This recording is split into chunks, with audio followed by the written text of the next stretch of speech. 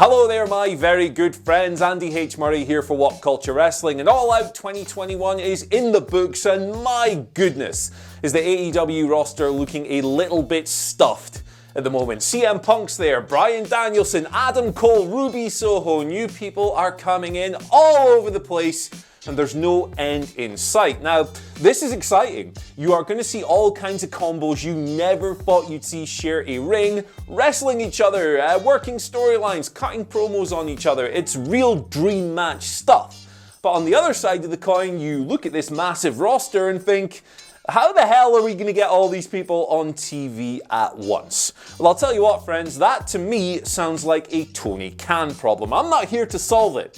What I'm here to do is tell you about 10 wrestlers I think are going to get a nice little spotlight coming out of All Out. Now, I'm going to stay away from the more obvious choices because why the hell would I sit here and go, yeah, Kenny Omega, he's going to be on TV a lot coming up? That's kind of silly. What I'm going to do instead is pick 10 wrestlers who might not be as immediately obvious as the tippy top guys in the company. So with that in mind, I'm Andy for What Culture Wrestling, and here are 10 AEW stars set for a big push with 2 O's after All Out 2021. Number 10. Hangman Page. I put Page in here because at the moment there's a lot of hand-wringing going on about Page's position in the company, how the Danielsons and Punks and everyone else coming in will affect him. You know, he was taken off the All Out card, of course, and everyone pegged that as a potential spot where he might win the world title and yada yada yada. But of course, it's since come out that Hangman himself asked for the time off. Tony Khan has confirmed this as well because he's having a baby, and that's probably a little bit more important than pretending to have a fight with someone in latex and spandex and everything else. It's fair play, and I think there's no reason whatsoever to be worried about this guy long term. When Page is ready to return to TV, his story will continue. AEW has put 2 years into building this guy up, from the first Jericho loss in the inaugural AEW title match to that crushing 10-man defeat just a few weeks ago, the anxious Millennial Cowboy stuff, the Dark Order, the tag team title reign, the Kenny Omega feud. Look at the level of care and attention and focus that AEW have put into Hangman Page and his character. Why would they just give that up?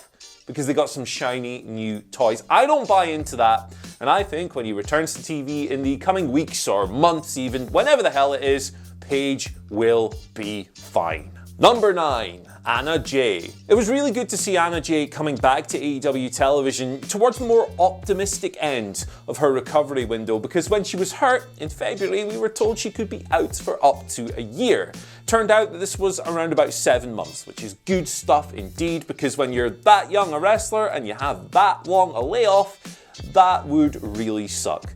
But she's back now, and she's got a ready-made storyline with the Bunny and Penelope Ford, her and Ty Conti. That's an instant tag match. You could make that right away, stemming from the beef in the Casino Battle Royale. After that, I think Anna Jay's really well positioned to perhaps make a run at the women's title. She's obviously playing babyface now. Britt Baker is sort of a heel tweener kind of champion type deal. They'd mesh well, is my point. Conti's already had a shot over the past few months. Why not elevate Jay? Why not give her that opportunity and continue her development? Oh, also, before I forget, the Dark Order are kind of arguing right now. They're bickering. They're wrestling each other on Dark, for goodness sake. Who better, if Hangman Page isn't coming back immediately, to tie them back together than Anna Jay? It's a good little storyline, and I think it makes a lot of sense. Number 8. Anthony OGOGO. Now this one's a little bit more debatable because OGOGO is currently in the UK recovering after undergoing his 10th eye surgery. His wrestling career is on ice at the moment and there's no word on when he'll be back. However, look at the ongoing storyline, or I guess it's sort of finished for now, given that Big Show kicked QT Marshall's Big Show, given that Paul White kicked QT Marshall's ass in about 3 minutes at All Out. But at the end of all of this, the Factory were thwarted without their biggest weapon, without their most dangerous guy. The end game in that storyline, whenever it's picked back up, after the weird Billy Gunn situation, is probably OGOGO versus Paul White in a battle of the knockout artists. OGOGO is going to get that spotlight. We already know that AEW really loves this guy from his program with Cody, even though he lost. And here, he's gonna knock Paul White out. that's not a bad rub at all. Number 7, the Men of the Year. With the Lucha Brothers taking the World Tag Team titles from the Young Bucks, there's now a real need for AEW to build up a bunch of heel teams as challengers after throwing a bunch of baby faces at the Young Bucks throughout their reign. Now, FTR would be a pretty enticing choice to feud with the Lucha Brothers, especially long term, but in the interim, Ethan Page and Scorpio Sky, they might be your guys. You want to establish the Lucha Brothers with a nice interim win.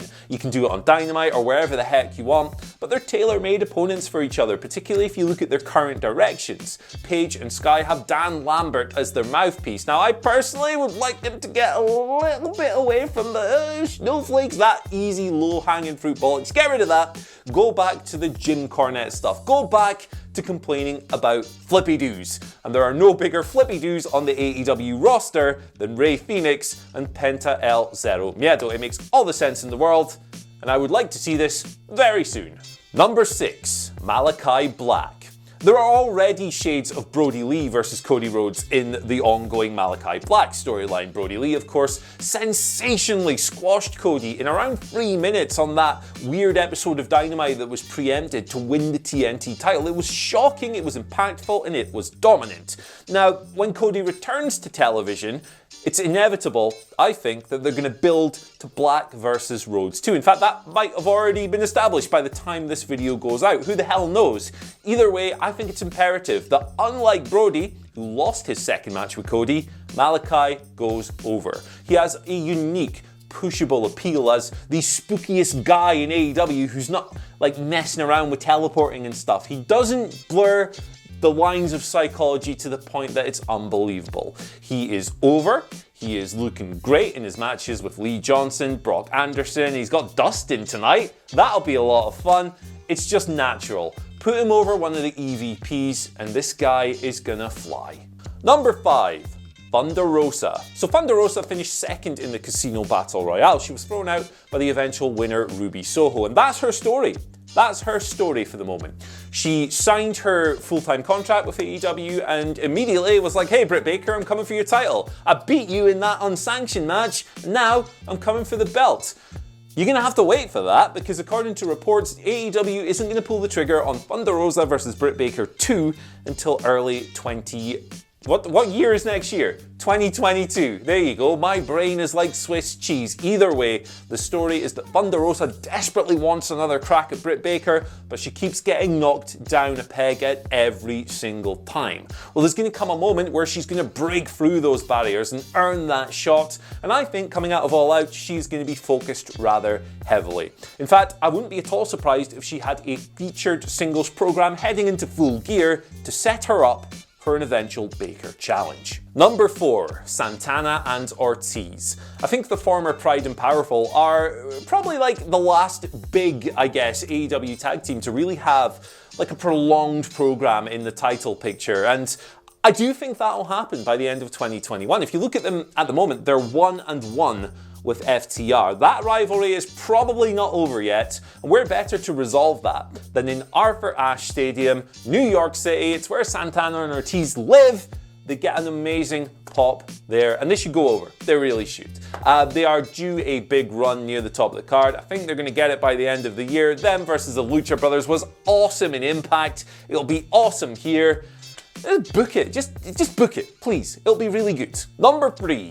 Ruby Soho. So I guess this is the one entry where I kind of break my own rule about picking someone who's kind of obvious, but I think Ruby Soho's push is going to go far beyond her immediate title program with Britt Baker, which of course winning the Casino Battle Royale guarantees her. Ruby has this kind of Serena Deeb-like level in the division for me, in that she's very experienced, she's very skilled, and she can use that to lift others up around her, but at the same time, she's only 30. She has loads of years left in the tank. She has so much to offer. I think she's going to become a real vanguard for a division that is still largely populated by inexperienced wrestlers. And when you look at her, when you look at Britt, Thunder Rosa, Serena Deeb, Emi Sakura, Riho, it's a really talented group of people, and I've barely scratched the surface there. Ruby's going to be at the forefront of it, and hey, look, she uses the Rancid song as her ring entrance. If that means we get a live Rancid performance on Dynamite one week or on pay-per-view, cool,